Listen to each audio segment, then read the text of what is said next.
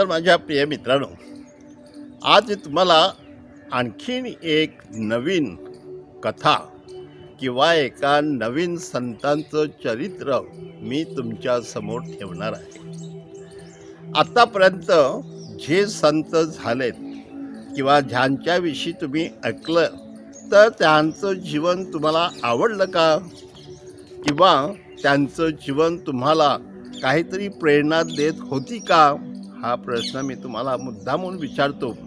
कारण हे केवळ गोष्टी नाहीत, ही प्रेरणादायी गोष्टी आहेत की ज्याद्वारे माणसाच्या जीवनावरती त्याचा परिणाम व्हावा, त्याने विचार करावा की ह्या छोट्या छोट्या मुली जणू का इतक्या प्रभावीपणे जीवन जगत आहेत आणि म्हणून आपण देखील परमेश्वराबरोबर प्रामाणिक राहिलं पाहिजे।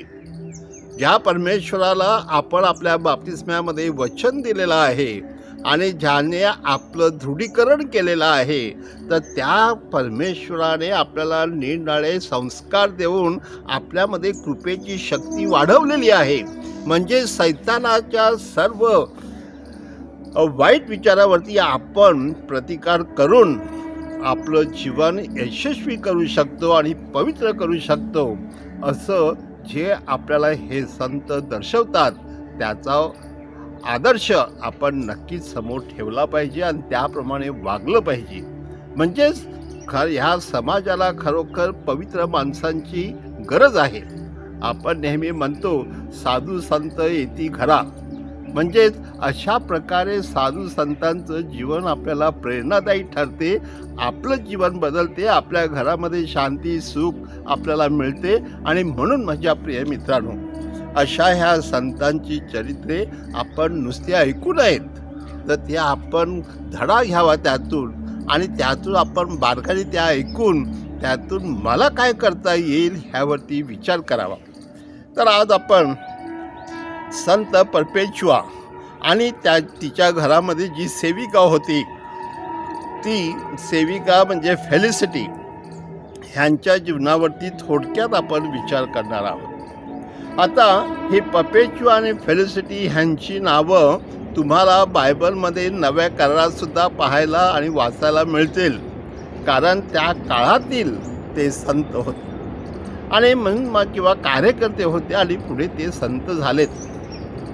मी अशासाठी म्हणतो की ही जी परपेच्युआ होती, ही परपेच्युआ इसवी सन 2202 साली जन्मलेली होती आणि तीसुद्धा आफ्रिकेतील कार्थेज ह्या नगरी। आणि माझ्या प्रिय मित्रांनो, त्यावेळेला ख्रिस्ती धर्म सहज पसरत होता आणि अत्यंत प्रभावीपणे पसरत होता, कारण जे काही शिष्य होते ते तन्मयतेने जीव ओतून प्रभूची सुवार्ता सांगत आणि लोकांमध्ये सुद्धा एवढ्या प्रेमाने वागत की त्यांचं जीवनच आकर्षण बनलेलं होतं आणि त्यामुळे बरेचसे लोक ख्रिस्ती व्हायला सहज तयार होत होते। म्हणजेच माझ्या प्रिय मित्रांनो, परमेश्वर हा जिवंत आहे आणि त्या परमेश्वर पित्याने आपला एकुलता एक पुत्र ह्या जगामध्ये पाठवलेला आहे।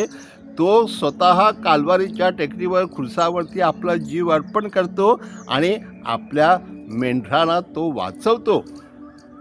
अशा प्रकारे एक वर्णन केलेलं असल्याकारणाने बरेचसे लोक आकर्षित जात होते। आणि जरी त्यांच्या राजाने सांगितलं होतं की आपल्या देशामध्ये कोणीही ख्रिस्ती व्हायचं नाही, अशी जाहीर जणू काही सूचना केलेली होती, तरीसुद्धा लोकांनी मानलं नाही। लोक गुपचूपपणे जात असत आणि गुपचूपपणे बाप्तिस्मा घेऊन ख्रिस्ती बनत असत।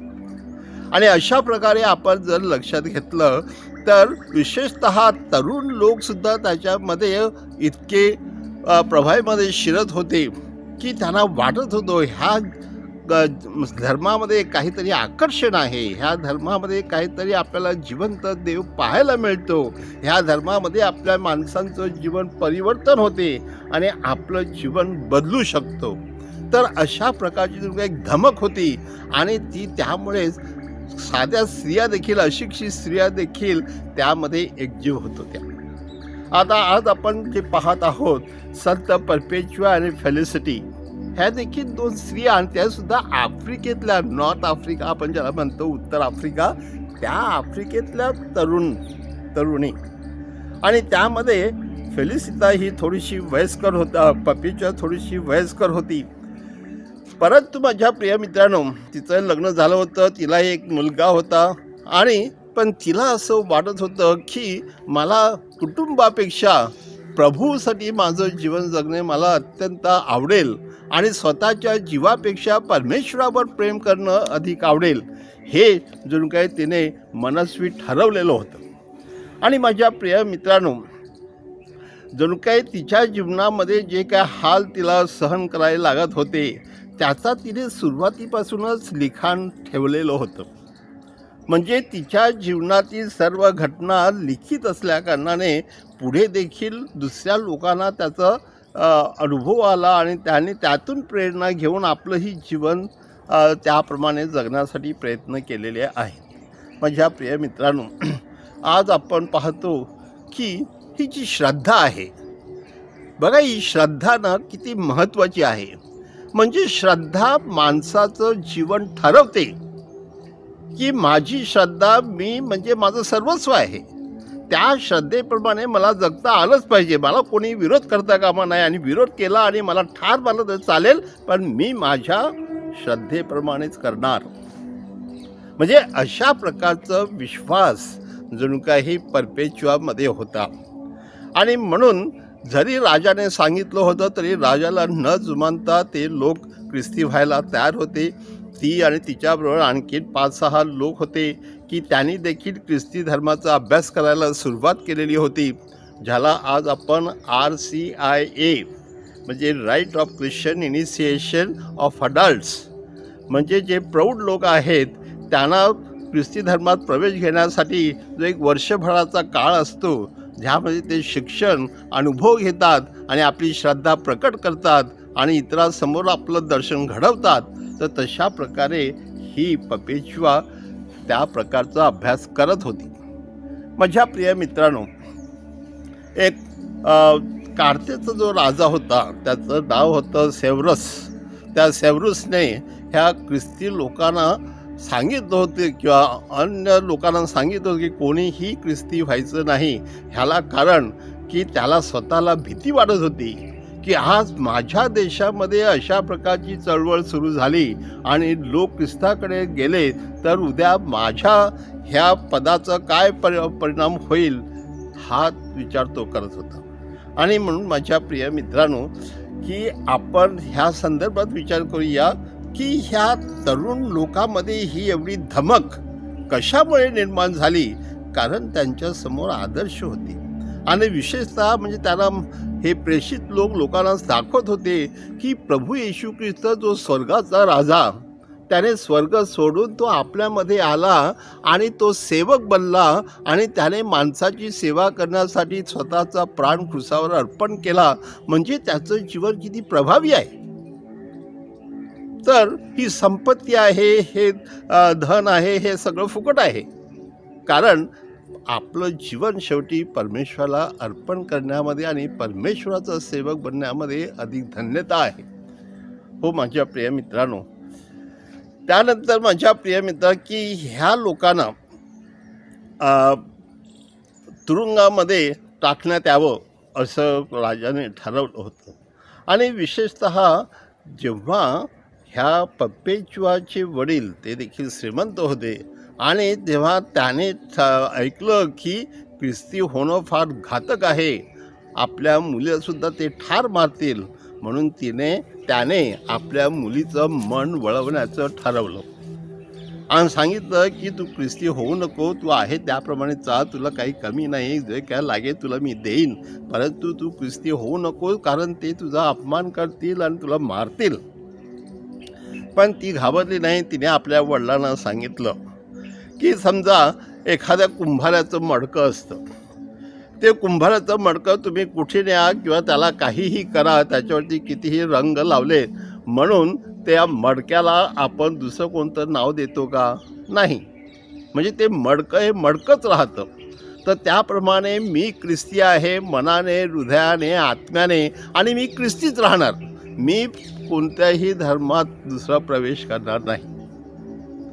आणि माझ्या प्रिय मित्रांनो, तिच्या वडिलांचं देखील तिने ऐकलं नाही आणि त्यामुळे तिला देखील मृत्यूदंडाची शिक्षा ठरली. आता ह्या वेळेला राजाने सांगितलं की ह्या सगळ्या लोकांना जे हिंस्र पशु आहेत ते हिंस्र पशूंना तुम्ही भुके ठेवा आणि नंतर त्यांच्या पिंजऱ्यामध्ये ह्यांना टाकलं की ते सगळे माणसं आहेत ते अगदी खाऊन फाडून टाकतील आणि ह्या लोकांचा नष्ट करतील. अशा प्रकारची शिक्षा त्याने ठरवली. आणि एक दिवस माझ्या प्रिय मित्रांनो, ज्याला त्या ॲम्पी थिएटर म्हणतात किंवा ज्याला आपल्यामध्ये एक स्टेडियम, त्या स्टेडियमवरती जणू काही त्या सगळ्यांना आणि ते सुद्धा रजेच्या दिवशी, आणि रजेच्या दिवशी त्या सगळ्यांना ह्या टाकावं आणि नंतर लोक बघतील आणि त्यामुळे दुसऱ्या लोकांमध्ये भीती निर्माण होईल की आपण सुद्धा धर्म बदलला तर अशा प्रकारे आपल्याला देखील ह्या भुकेल्या हिंस्र पशूच्या तोंडात घालतील आणि नष्ट करतील. म्हणून ही भीती दाखवण्यासाठी त्याने ह्या प्रकारचं नाटक ठरवलं. आणि माझ्या प्रिय बंधनो, त्या अगोदरच पुन्हा ही जी 4-5 माणसं होती त्या लोकांना त्याने त्या प्रकारची शिक्षा द्यायचं ठरवलं. मध्यरात्रीच्या काळात काय झालं की हिची जी सेविका होती, तर कारण ही मालकीन होती कोण पपेच्युआ आणि फेलिसिता तिची नोकरीण होती, तर त्या नोकरीला देखील दिवस गेले होते आणि तिच्या प्रसूतीचा काळ जवळ आला होता. आणि एक दिवस तिचं बाळंतपण आलं, तर बाळंतपणाच्या दिवशी तिला देखील खूप प्रसूतीच्या वेदना झाल्या. पण त्या वेदनेच्या वेळेला माझ्या प्रियमित्र तिला ते सहन झालं नाही म्हणून जणू काही ती ओरडत होती. आणि नंतर तिला एका स्त्रीने सांगितलं की तू आता एवढी ओरडतेस, मग जेव्हा तुला त्या सिंहाच्या जाळ्यामध्ये टाकतील आणि सिंह तुला फाडून टाकेल तेव्हा तुला काय वाटेल. तेव्हा ती सांगते की त्यावेळेला प्रभू येशू ख्रिस्त माझ्यामध्ये असेल आणि मी नाही तर प्रभू येशू ख्रिस्त ते सगळं सहन करणार आहे, म्हणून मी घाबरत नाही, मरायला तयार आहे. आणि मग तिने सुद्धा काही तयारी दाखवली. पण माझ्या प्रिय मित्रांनो, एक दिवस ह्या दोन्ही लोकांना म्हणजेच पपेच्युआ आणि फेलिसिता ह्यांचा शिरच्छेद करून त्यांना नष्ट करण्यात आलं आणि इतरांना हिंस्र पशूच्या त्या जाळ्यामध्ये टाकून त्यांना देखील नष्ट करण्यात आलं. पण माझ्या प्रिय मित्रांनो, ह्या दोघांचीही नावं आपण मिसामध्ये जी आभार प्रदर्शनाची प्रार्थना असते त्या आभार प्रदर्शनाच्या प्रार्थनेमध्ये सुद्धा जे अनेक काही संतांची नावं आहेत त्याच्यामध्ये पपेच्युआ आणि फेलिसिता हे नावसुद्धा आहे. म्हणजे आज देखील दर मिसावरती महत्त्वाच्या सणाच्या मिसावर ही नावं वाचली जातात. पपेच्युआ आणि फेलिसिता विशेष करून म्हणजे त्यांचं जे जीवन आहे ते इतकं प्रभावी होतं की ख्रिस्त सभा देखील त्यांच्यापुढे नमस्कार करते, पोप देखील त्यांच्यापुढे नमस्कार करतात.